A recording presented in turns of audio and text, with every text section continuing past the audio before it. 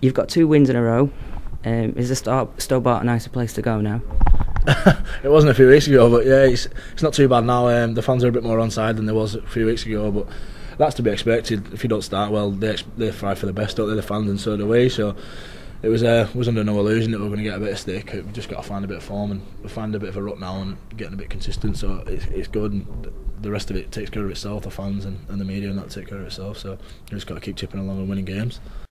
The atmosphere's been tremendous at our last couple of games, and I've enjoyed sitting there watching the games, and the players have said the atmosphere is starting to build up, and you know, if we continue to get the right results, hopefully the crowds continue to build and the atmosphere continues to get better and better. And a couple of weeks ago, before we'd won there for the first time, I'd noticed the boys early in the game probably trying too hard, getting a little bit too anxious, and everyone was trying to win the game individually instead of trying to win it as a team.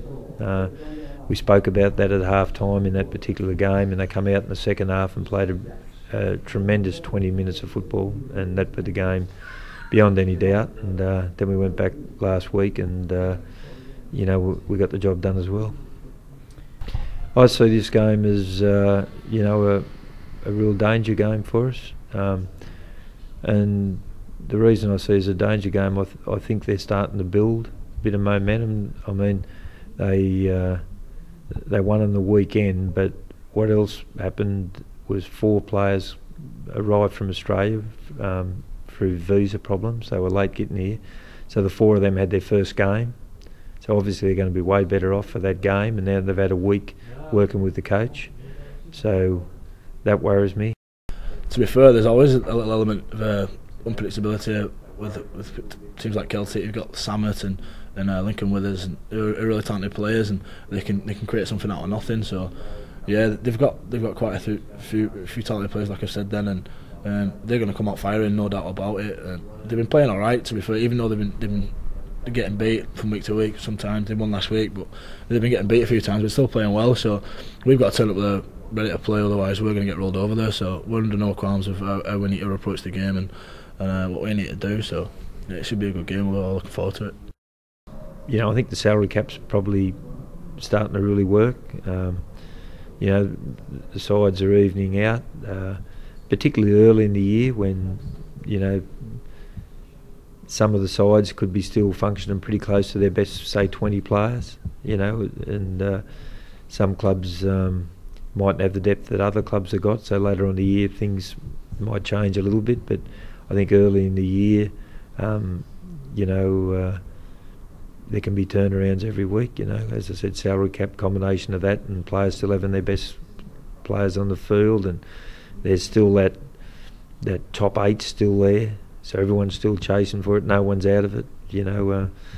You know, even the sides have come from -4. You know, they're still saying, well, you know, if we can put a string of 4 or 5 wins together and quickly go up the ladder. So everyone's still got plenty to play for, you know.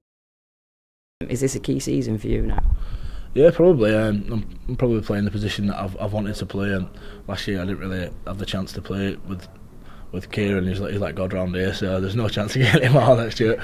But yeah, me and Robes have found a little bit of cohesion now, and we're gelling a little bit better than we have done in the previous week. So it's good to both be singing off the same hymn sheet, and we find a bit of form, and that. And I think the team's reacting to that now, and we all know our little roles, which is helping us win games. So yeah, it's probably a really crucial year for me. But I've just got the bigger picture is we need to win, and we need to get to the grand final and the Challenge Cup final and keep the fans happy. That's priority number 1. So I'll take a back seat to that as long as we can get to the bigger games. Going back to Kieran Curran, actually, like I say, he's a bit of a legend here. You're like a year from actually playing with him. What's it like actually working under him?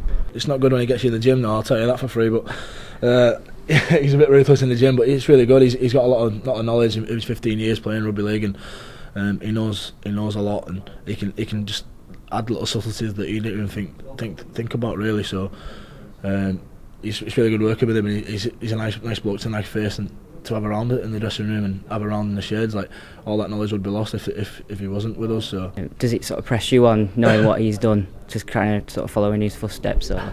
Nah, he's not one to boast in that, but yeah, Yeah, obviously you want to impress, don't you? He's probably the best 9 to ever play over here, in my opinion. So you don't want to play bad in front of him, do you? He's a bit like a dad, isn't he? He's not looking down on you, but he probably won't like me saying that. But yeah, so it's really good to have him about, like I've said, and he doesn't have to give you some stick, so he's all right. He's all right. It's good. I'm glad he's here, like I said, rather than not here. Let's put it that